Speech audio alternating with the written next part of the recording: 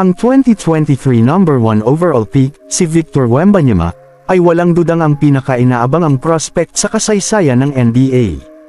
Ang kanyang rookie season ay nagpapakita ng mga sandaling kahanga-hanga, tulad ng pagdala sa Spurs patungo sa tagumpay sa isang kamanghamanghang 38-point performance laban sa Phoenix Suns, na naglalaho ang mga stars tulad nina Kevin Durant at Devin Booker. Ngunit, ang malupit na katotohanan ay matatagpuan sa hindi pagsunod-sunod, isang hamon na pinalalakas pa ng kanyang estado bilang teenager. Sa mga panalo, kanyang ipinapamalas ang gilas na may averages na 25.7 points, 10 rebounds, at 3 blocks, ngunit sa mga talo, bumababa ito ng malaki sa 16.9 points, 9 rebounds, at 2.2 blocks na nagpapakita ng isang kritikal na laban. Ang mga koponan ay gumagamit ng iba't ibang estratehiya upang bantayan si Wembanyama, mula sa tradisyonal na malalaking tao hanggang sa agresibong double teams na nagpapakita ng kanyang kahinaan.